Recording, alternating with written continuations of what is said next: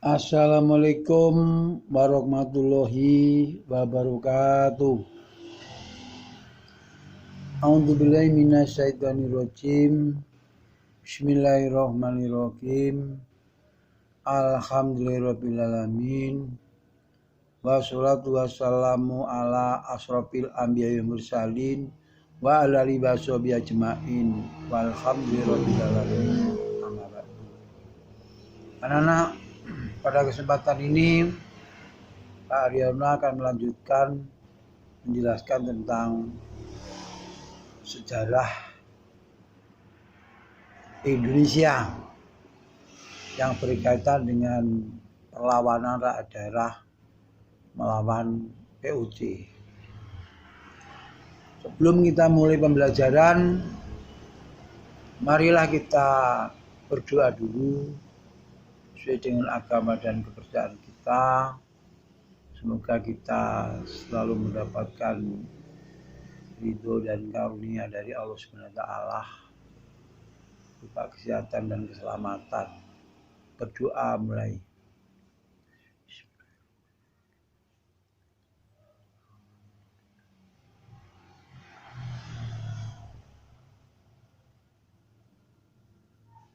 Selesai. Anak-anak, kita lanjutkan tentang perlawanan rakyat Banten melawan POC. Banten adalah nama suatu wilayah di Pulau Jawa yang terletak berbatasan dengan Jakarta dan pernah menjadi salah satu pusat perdagangan besar di Indonesia pada abad ke-16. Setelah penguasaan Malaka pada tahun 1511 Masehi, letaknya di dekat Selat Sunda, menjadi pintu gerbang alternatif untuk jalur pelayaran dari barat sejak awal abad ke-17. Ketika itu pelabuhan Banten semakin ramai dikunjungi pedagang dari daerah barat dan timur, salah satunya adalah bangsa Portugis. Belanda mengikuti dengan mendarat di Banten pada tahun 1596 yang dipimpin oleh Cornelis de Houtman. Pada awalnya penguasa Banten yaitu Maulana Muhammad menerima baik kedatangan Belanda. Namun karena Belanda bersikap kurang bersahabat dan ingin memonopoli perdagangan, maka rakyat Banten melawan dan mengusir Belanda dari Banten. Setelah itu Belanda mengirim ekspedisi kedua ke Indonesia yang terdiri dari 8 buah kapal yang kali ini diterima dengan baik karena pada saat itu Banten sedang dalam peperangan dengan Portugis di Malaka.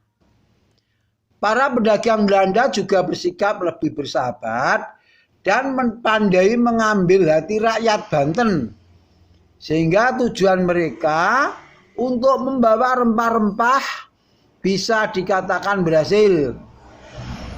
Banten melawan monopoli POC. Dalam sejarah perang Banten berasal dari perdagangan rempah-rempah yang seringkali diangkut dari Maluku ke Banten, terutama oleh pedagang dari Jawa. Di Banten juga terdapat koloni bangsa Arab, Turki, Gujarat, Siam, dan Parsi. Juga perkampungan Melayu Ternate, Banda, Bugis, Banjar, Makassar, dan perkampungan lainnya.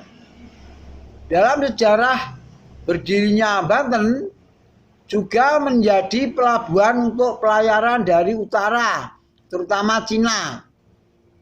Maka pedagang Cina juga memiliki pengaruh yang tidak sedikit di pelabuhan Banten dengan memberi pinjaman untuk jual beli komoditi perdagangan atau menjadi pengecer. Mereka mendatangkan barang-barang sutra dan porselin sampai ke Banten, menjadi penguasa pasar di seluruh Nusantara, dan penguasa Banten tidak menginginkan adanya monopoli perdagangan dari siapapun yang berdagang di pelabuhan ini. Pesatnya perkembangan Banten sebagai kota pelabuhan terbesar Nusantara menarik keinginan VOC untuk menguasainya.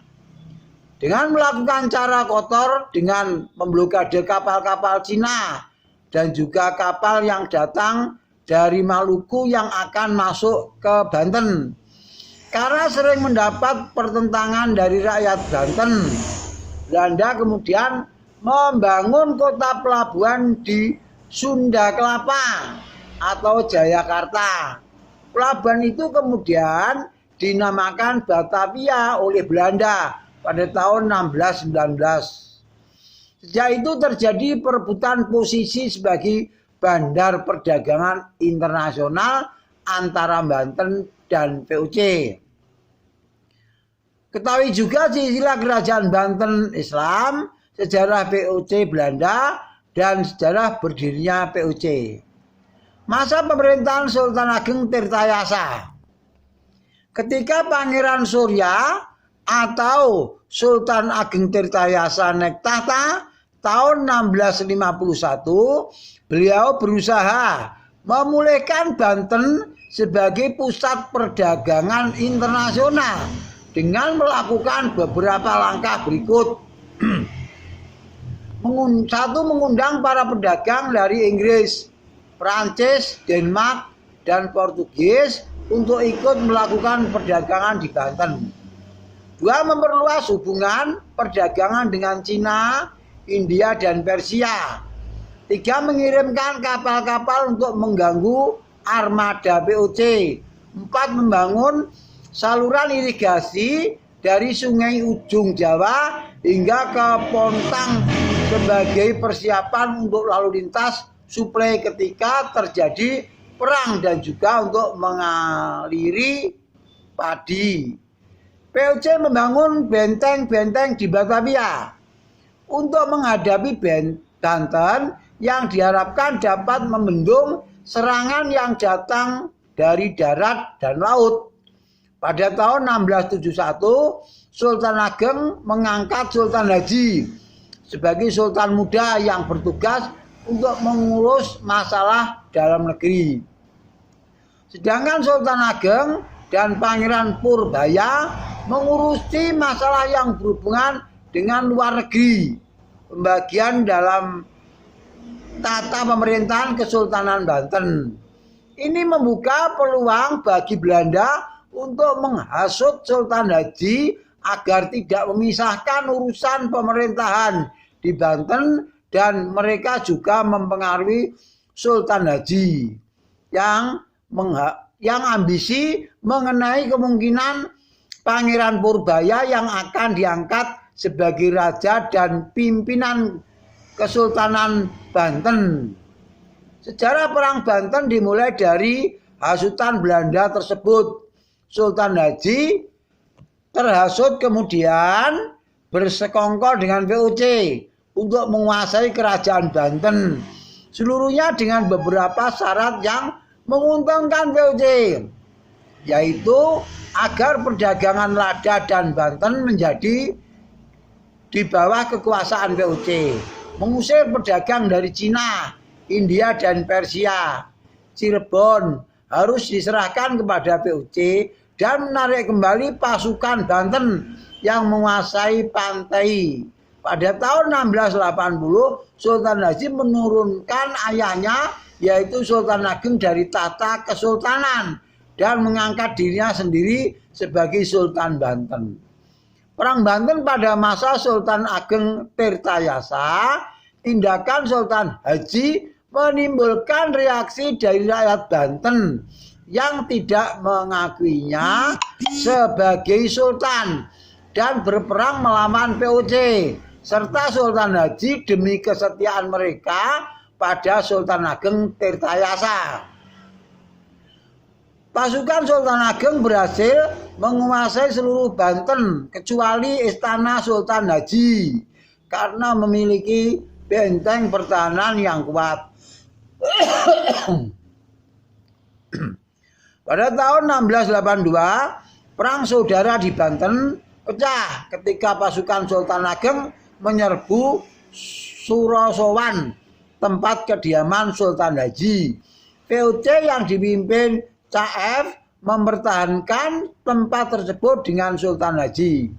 Ketika bantuan dari Batavia datang, mereka menyerang balik hingga pasukan Banten mengungsi ke Ciapus, Pagutan, dan Jasinga. Kemudian pada bulan Desember tahun 1868, pasukan VOC yang dipimpin Jonker, Tek, dan Michel C menyerang Pontang, Tanara, dan Tirtayasa, sehingga Sultan Ageng terpaksa menyelamatkan diri ke pedalaman.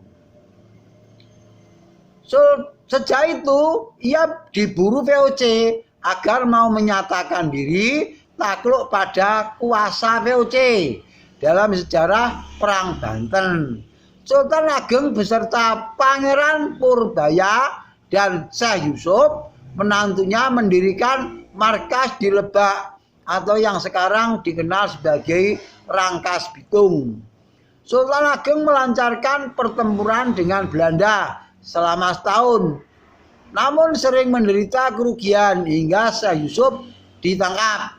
Akhirnya pada tahun 1683, Sultan Ageng Tirtayasa menyerah kepada Belanda dan ditawan di Batavia sehingga kematiannya pada 1695. Syekh Yusuf dibuang ke Ceylon, lalu ke Afrika Selatan hingga wafatnya, sementara Pangeran Purbaya meneruskan perjuangan di daerah Pariangan dengan bergerilya, namun akhirnya terpaksa menyerah juga. Akhir kekuasaan Sultan Ageng Tirtayasa, Belanda kemudian membuat perjanjian kembali dengan Sultan Haji untuk mengembalikan semua budak milik Belanda yang lari ke Banten, mengembalikan orang-orang Belanda yang membelot ke Banten, melarang Banten ikut campur dalam masalah politik di daerah yang berada di bawah wewenang Kerajaan Mataram. Semua kerugian akibat aksi bajak laut Banten dan sabotase diganti rugi, dan melarang orang asing lain untuk melakukan kegiatan ekonomi di Banten kecuali untuk orang-orang Belanda.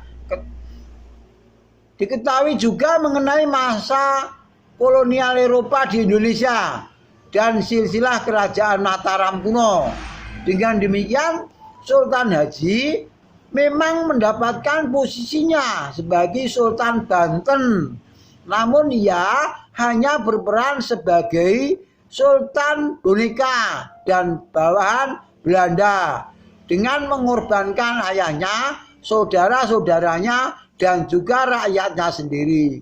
Setelah ia wafat tahun 1687, putra Sultan Haji yaitu Abdul Fath Muhammad Yahya menggantikan hingga wafat juga pada tahun 1690. Adiknya yaitu Abu Mahasin Zainal Abidin menggantikannya. Setelah bubarnya VOC tahun 1799, daerah-daerah kekuasaan VOC di Indonesia dikuasai langsung oleh pemerintah Belanda, yaitu dimulailah masa penjajahan Belanda di Indonesia tahun 1880. Setelah itu dalam sejarah Perang Banten ada beberapa pemberontakan lagi di Banten, terutama pada masa Daendels yang memaksa ribuan rakyat untuk kerja paksa membangun pelabuhan perang Sultan Abdul Nasar dan Patih warga Dirja yang menolak mengorbankan rakyatnya, kemudian dikejar oleh pasukan militer Belanda. Kemudian menghukum Sultan dengan memindahkan istana ke Anyer, mengirimkan 1000 orang pekerja siap setiap harinya, dan menangkap patih warga Dirja. Perlawanan yang berlanjut akhirnya membuat patih warga Dirja tertembak dan Sultan dibuang ke Ambon. Belanda merampas seluruh daerah kesultanan. Ketika Daendels membangun proyek jalan raya Anyer Panarokan, Banten di bawah pimpinan Sultan Ahmad juga melawan dengan melibatkan sebagian rakyat Lampung. Namun pada akhirnya perlawanan tersebut juga mengalami kegagalan. Ya, demikianlah anak-anak yang perlu saya sampaikan mengenai perlawanan rakyat Banten melawan POC. Mudah-mudahan apa yang saya jelaskan ini menjadikan penambahan ilmu bagi kalian semua dan bermanfaat bagi kalian semua untuk dikembangkan ilmu sejarah. Bila mana ada kekurangan, kami mohon yang maaf yang sebesar-besarnya. Akhirul kalam, wabillahi taufiq wal hidayah. Wassalamualaikum warahmatullahi wabarakatuh.